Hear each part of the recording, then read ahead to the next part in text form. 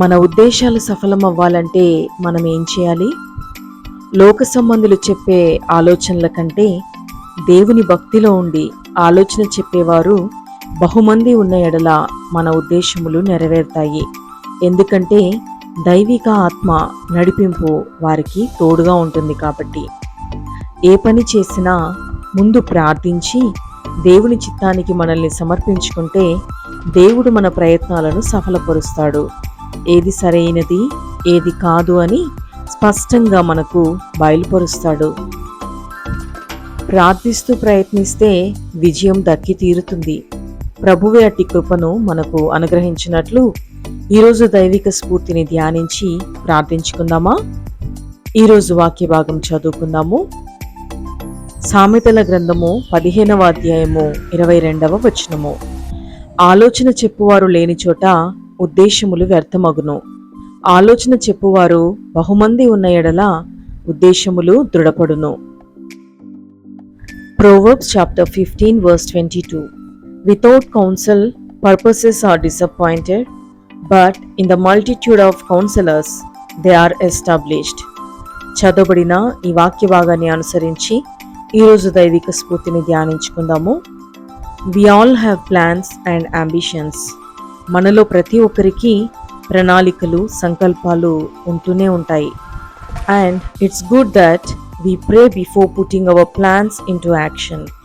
మన ప్రణాళికలను కార్యరూపం దాల్చే ముందు దైవ సన్నిధిలో ప్రార్థించటం ఎంతో ఉత్తమం. One of the ways that God answers prayer is through the counsel of the other believers. దేవుడు మన ప్రార్థనకు సమాధానం ఇచ్చే మార్గాలలో విశ్వాసుల సలహా కూడా ఒకటి. So let us seek the counsel of the wise and faithful among us, for the knowledge, experience and discernment of the body of believers is greater than the mind of just one. కాబట్టి మనం జ్ఞానుల యొక్కయు మరియు మనలో విశ్వాసులైన వారి యొక్కయు సలహాను తీసుకోవడం ఎంతైనా ఉత్తమం.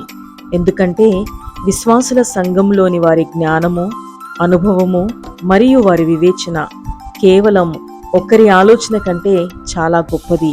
ప్రార్థనా పరులైన ఆలోచనకర్తల సహవాసంలో మనం ఉండుటకు, మన ఉద్దేశములన్నీ సఫలమవుటకు ప్రభువే మనల్ని నడిపించునుగాక. ప్రార్థన. God, thank you for calling me not only to yourself but to the body of believers. దేవా, మీకోసం మాత్రమే కాక విశ్వాసుల సహవాసం కొరకు నన్ను పిలుచుకున్నందుకు ధన్యవాదాలు. Thank you for my local church and for the wise teachers and friends that you have provided for me. మీరు నాకు అనుగ్రహించిన నా స్థానిక సంఘం కొరకై, జ్ఞానులైన బోధకుల కొరకై మరియు స్నేహితుల కొరకై వందనాలు. Help me to rely on them when I am faced with big decisions, so that together we may seek you in prayer. వారితో కలిసి ప్రార్థించి ఉన్నతమైన నిర్ణయాలు తీసుకునే కృపనివ్వండి. And give me ears to hear your wisdom in their words as you speak through them. వారి మాటల్లో మీ జ్ఞానపు వాక్కులు వినగలిగేలా వారి ద్వారా నాతో మాట్లాడండి. వినగలిగే చెవులు నాకు దయచేయండి. తద్వారా నీ స్వరం స్పష్టంగా వినగలిగి నీ చిత్త ప్రకారం మాత్రమే నిర్ణయాలు తీసుకుని వాటిని ఆచరణలో పెట్టగలను మరియు విజయాన్ని సాధించగలను. ఇన్ జీసస్ నేమ్ ఆమేన్. యేసు నామములో ప్రార్థిస్తున్నాను తండ్రి, ఆమేన్. ప్రభు అయిన యేసుక్రీస్తు నామములో మీకందరికీ శుభములు. Praise the Lord everyone. ఈ క్లుప్త సందేశం మీ ఆత్మీయ జీవితానికి దీవెనకరంగా ఉందని నమ్ముతున్నాను. ఈ వీడియోని లైక్ చేసి, షేర్ చేసి, మన ఛానల్ని సబ్స్క్రైబ్ చేసుకుని నోటిఫికేషన్స్ కోసం బెల్ బటన్ని యాక్టివేట్ చేసుకోగలరు. Thank you so much for watching this video till the end. May God bless you all. Amen.